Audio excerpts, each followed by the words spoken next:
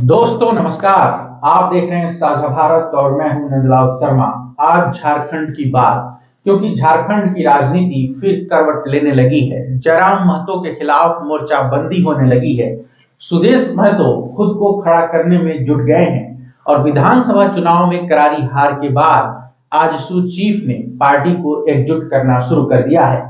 लेकिन झटके पर झटके लगने अभी बंद नहीं हुए हैं।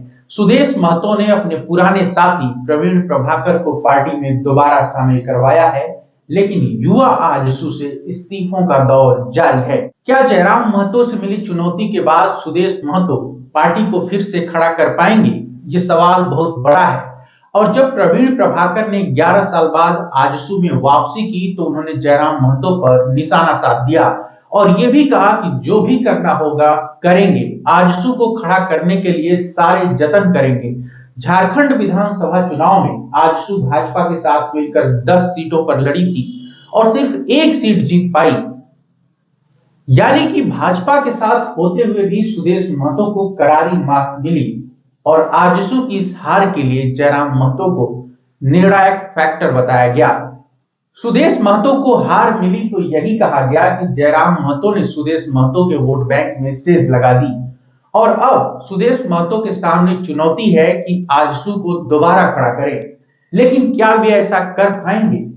उधर युवा आजसू से प्रदेश संयोजक गौतम सिंह, रांची जिला सब प्रभारी नीरज वर्मा, नीतीश सिंह, रांची महानगर संयोजक अभिषेक शुक्ला, रोहित चौधरी, विशाल यादव जैसे नेताओं ने आजसू से इस्तीफा दे दिया है।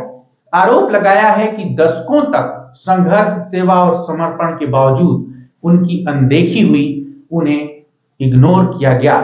पार्टी के भीतर साजिश हो रही है, ये भी आरोप लगाया गया है और कहा गया है कि समर्पित कार्यकर्ताओं को मौका नहीं मिल रहा है। नीरज वर्मा ने तो यहां तक कह दिया कि जो पार्टी कभी युवाओं के नेतृत्व और संघर्ष के लिए जानी जाती थी, अब वह बाहरी भीतरी अगड़ा पिछड़ा जैसे मुद्दों में उलझ चुकी है।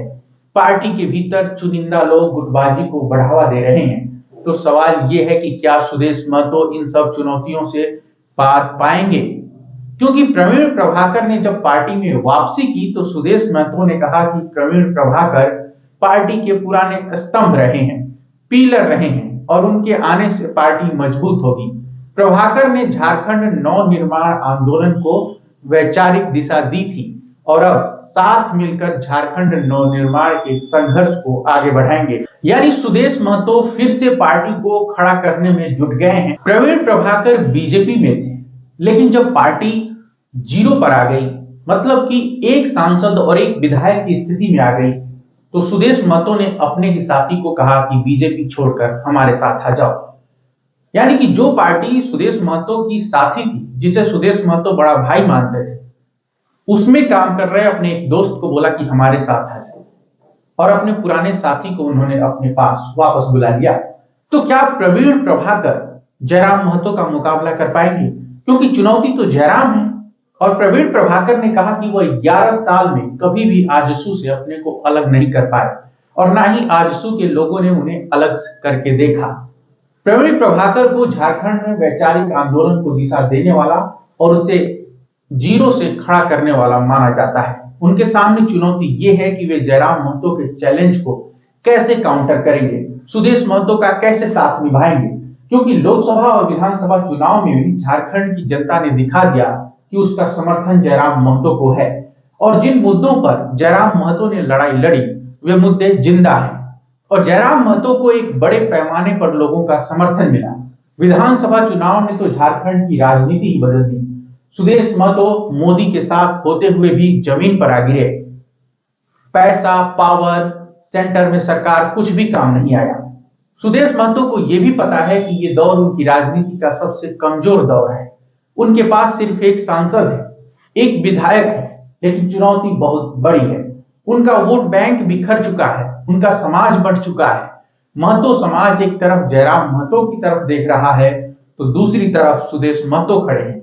आजसू नेता बीजेपी के साथ रह चुके हैं और अब उन्हें तय करना है कि वे झारखंड की राजनीति में कैसे आगे बढ़ेंगे, एकला चलो या फिर गठबंधन। और अगर सुदेश महतो ये तय कर पाए तो उन्हें फिर से खड़ा होने से कोई नहीं रोक सकता। लेकिन क्या सुदेश महतो के सामने सिर्फ जयराम महतो की चुनौती है? क्या बाकी पार्टियों की चुनौती नहीं है?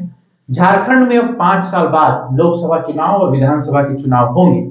उससे पहले निगम चुनाव होंगे, पंचायत चुनाव होंगे, लोकल चुनाव होंगे और उसी में सुदेश महतो को अपनी शक्ति, अपना पावर दिखाना होगा। ये दिखाना होगा कि वे जयराम महतो से कैसे निपटेंगे, क्योंकि लोकसभा चुनाव और विधानसभा चुनाव में सुदेश महतो ने जयराम महतो को कम करके आंका था, लेकिन अब उन्हें समझ आ गया है कि चैलेंज कितना बड़ा है। जयराम महतो पर प्रवीण प्रभाकर ने कहा कि झारखंड आंदोलन के जो मुद्दे थे उन्हीं को लेकर जयराम महतो आगे बढ़े और आज यहां तक पहुंचे हैं। सवाल यह है कि क्या प्रवीण प्रभाकर आजसू की मौजूदा स्थिति को बदल पाएंगे? तो प्रवीण प्रभाकर ने यह कहा कि जब आजसू को खड़ा किया था तो जीरो से किया था और 1984 में बीजेपी के पास सिर्फ 2 सांसद थे और 2014 और 2019 के चुनाव में कांग्रेस तो इतने भी सांसद नहीं जीत पाई कि वह विपक्षी पार्टी का दर्जा पा सके। इसीलिए अगर आजसू एक विधायक और एक सांसद पर आ गई है तो इस बारे में बहुत ज्यादा चिंतित होने की जरूरत नहीं है।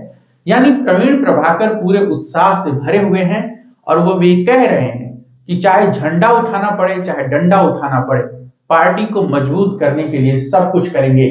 पार्टी छोड़कर जाने वालों के सवाल पर प्रवीण प्रभाकर ने यह भी कहा कि मैं भी पार्टी छोड़कर गया था और 11 साल बाद लौट आया हूं, तो जो लोग जा रहे हैं उम्मीद करता हूं कि वो भी एक दिन लौट कर आएंगे।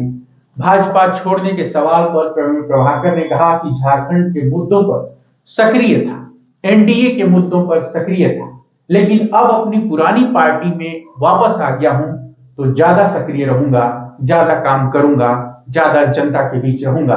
मतलब साफ है कि जयराम महतो के खिलाफ आजसू ने अपनी तैयारी शुरू कर दी है। पार्टी और संगठन तैयार करने के लिए पुराने नेताओं की वापसी हो रही है। उधर विधानसभा चुनाव में जयराम महतो के भी बहुत सारे साथी साथ छोड़कर चले गए। देखना यह है कि सुदेश महतो अपने पुराने साथियों को इकट्ठा करके जयराम महतो को चैलेंज कर पाते हैं कि नहीं। झारखंड की राजनीति में 2 महतो के बीच ये दंगल लंबा चलेगा। साझा भारत पर आप सबकी डिमांड पर झारखंड की कवरेज दोबारा शुरू कर दी है। लगातार वीडियो आते रहेंगे और आप लोगों का सहयोग और समर्थन चाहिए, फिर ये लड़ाई हम भी लंबे दौर तक लड़ेंगे। अगर आपको ये वीडियो पसंद आया तो हमारे चैनल को सब्सक्राइब करें, दोस्तों के साथ शेयर करें। आप सबका शुक्रिया, नमस्कार, धन्यवाद।